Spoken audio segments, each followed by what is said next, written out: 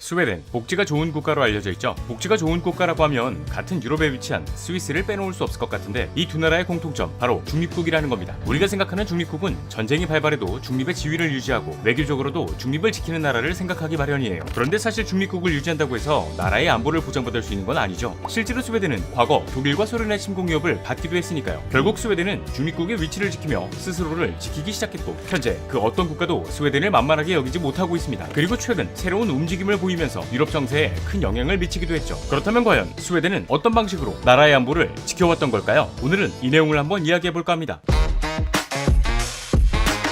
자, 오늘 저와 함께 살펴볼 지식 가이드는 스웨덴을 건들 수 없는 이유입니다. 전 세계적으로 중립국이 되고 싶어하는 나라는 정말 많아요. 일단 중립국이 된다면 그 어떤 편에도 들지 않기 때문에 눈치 안 봐도 되고, 이곳저곳에 중립 외교하면서 물건도 내다 팔고, 무엇보다 전쟁으로부터 안전을 보장받을 수 있으니까요. 하지만 중립국이 되는 요건은 까다로울 뿐더러 국제사회에서 인정받지 못하는 경우가 많거든요. 이에 우리가 알고 있는 가장 대표적인 중립국으로는 스위스가 있는데, 여기 나폴레옹 전쟁이 끝난 1814년 이후 오랜 시간 동안 중립국 노선을 택했던 또 하나의 나라가 존재합니다. 바로 스웨덴. 우리가 생각하는 스웨덴이라고 하면 복지가 좋은 국가 또는 바이킹이 떠오를 것 같아요. 그리고 이 스웨덴은 중립국 노선을 택한 이후 200년이 넘는 시간 동안 단 한 차례도 전쟁에 참여하지 않았습니다. 하지만 스웨덴이 중립국을 선택한 이후 위기가 아예 없었던 것은 아니었거든요. 이 상황을 잠깐이나마 살펴보게 되면 제1차 세계대전의 경우 유럽 대륙에서 일어난 전쟁이었던 만큼 중립국의 위치를 고수하고 있던 스웨덴이 직접 참전하지 않아도 됐지만, 제2차 세계대전의 경우에는 독일이 유럽 전역을 통째로 먹으려 했던 야망을 가지고 있었어요. 실제로 독일은 폴란드, 벨기에, 네덜란드, 그리고 스웨덴의 바로 옆 나라인 덴마크와 노르웨이까지 침략을 이어갔죠. 때문에 중립국의 지위를 유지하고 있던 스웨덴 또한 독일의 위협에서 벗어날 수 없었고, 이에 대응하기 위해서 스웨덴은 군사를 배치하기까지 했죠. 하지만 스웨덴이 가지고 있는 군사력으로는 미쳐 날뛰는 독일을 막을 수 없었어요. 그래서 스웨덴이 택한 방법이 무엇이었냐? 독일군이든 연합군이든 전쟁하면서 반드시 필요한 각종 물자들 중 스웨덴에서 얻을 수 있었던 자원인 철강과 구리를 독일군에게 몰래 지원하는 것이었습니다. 또한 독일군에게 스웨덴이 가지고 있는 철도 시스템을 이용할 수 있도록 넘겨주기도 하면서 스웨덴 본토가 침공당하는 것을 피해갈 수 있었어요. 반대로 연합군에게는 정보를 주면서 눈초리를 피했고요. 결국 스웨덴은 인류 역사에서 가장 큰 인명과 재산 피해를 낳은 전쟁 속에서도 살아남을 수 있었지만, 전쟁 이후 미국과 소련의 총성 없는 전쟁, 이른바 냉전 시대가 펼쳐지게 됩니다. 이 두 나라는 양극 체제하에서 각각 자본주의 진영과 사회주의 진영으로 나뉘어 권력 투쟁을 이어갔고, 이때 소련이 동유럽에 미치는 영향력이 점점 커지자 스웨덴 또한 소련의 영향력을 의식하기 시작했어요. 이런 상황에서 각 유럽 국가들은 미국을 중심으로 한 북대서양 조약기구, 즉 나토에 가입해 소련을 견제했지만, 스웨덴은 중립국을 유지하기 위해선 이 조약에 가입할 수조차 없었죠. 이로 인해 스웨덴은 어떻게 해서든 각자 도생해야겠다는 생각을 하게 되는데, 먼저 스웨덴의 영토를 보시면 직접적으로 국경을 맞대고 있는 나라가 많지 않거든요. 서쪽으로는 노르웨이, 동쪽으로는 핀란드, 그리고 남쪽 바다 건너 덴마크와 독일 정도예요. 이 상황을 다시 말해보면 스웨덴을 직접적으로 공격할 나라가 많지 않다는 거죠.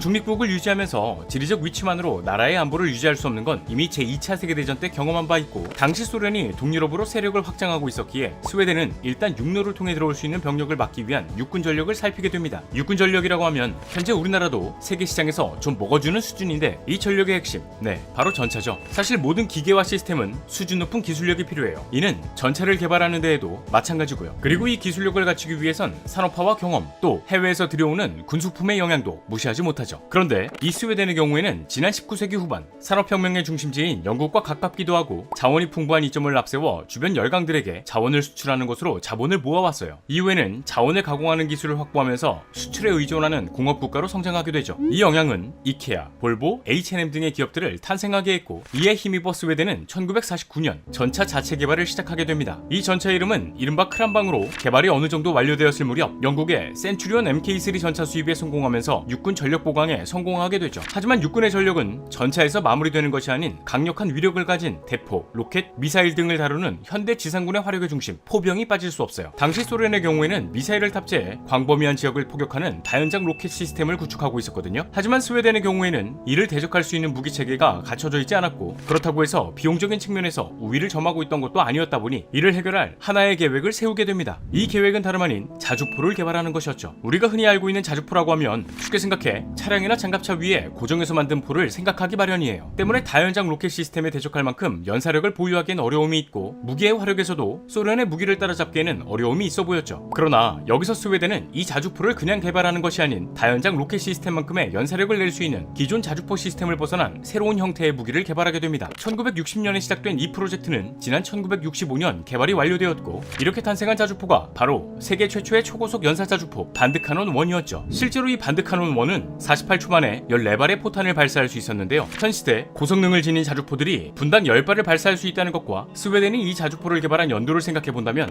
이 상황은 정말 놀라운 발전 속도라고 할 수 있을 것 같아요. 그리고 이런 추진력과 높은 기술력을 가진 스웨덴의 군사력은 지금까지도 세상을 놀라게 하는 경우가 있죠. 이에 가장 대표적인 예시로는 21세기 전쟁에서 전투의 양상을 좌우하는 중요한 조건인 제공권을 장악하기 위한 공군력에서 찾아볼 수 있었습니다. 일단 스웨덴은 제2차 세계대전 전후로 열강들이 서로 물고 뜯고 싸울 때 줄타기 하면서 피해를 피해가기도 했지만, 독자적으로 사브 J-35 드라켄, 사브 JA-37 비겐이라는 전투기를 개발하면서 힘숨집 냄새 제대로 풍기는 나라이기도 했거든요. 그리고 현재 스웨덴이 주력으로 사용하고 있는 전투기는 자스 39 그리펜으로 현존하는 4.5세대 전투기 중에서도 정상급이라는 평가를 받고 있어요. 활주로가 800m만 보장된다면 언제 어디서든 이륙이 가능하다는 점과 다른 전투기와 비교했을 때 기체 크기도 작고 동체를 보다 쉽게 분리할 수 있어 정비가 편하고 몸집에 비해 많은 무장을 장착할 수 있다는 장점을 가지고 있죠. 이로 인해 효율적인 전투 성능과 다양한 임무에 대한 유연한 적응력, 그리고 높은 생존성과 저렴한 운용 비용 등의 이점이 있는데, 특히 이 전투기는 특별한 전술을 가지고 있거든요. 이 전술은 스웨덴의 전투기 한 대가 레이더로 적군을 발견하게 되면 나머지 편대 아군기에 적군의 정보를 공유할 수 있는 전술로 다수의 적군을 소수의 공군력으로 상대할 수 있는 효율을 낼 수 있어요. 실제로 이 전술은 미국 공군이 주최하는 다국적 연합 공군 훈련, 이른바 레드 플래그 훈련에서 미 공군을 상대로 사용한 결과 세계 최강이라고 불리는 미 공군도 당황할 정도의 효과를 냈다는 이야기가 나오기도 했죠. 이처럼 스웨덴은 줄곧 기술적 우월성에 의존하면서 많은 효과를 발휘해왔고, 특정 분야에서는 스웨덴의 첨단 기술의 발전이 세계를 선도한다고 해도 과언이 아닐 정도예요. 또 냉전 시대에는 미국, 소련, 프랑스, 영국을 따라 핵을 가지려는 움직임을 보이기도 했고요. 결국 스웨덴은 중립국의 위치를 지키면서 스스로의 힘을 길러온 결과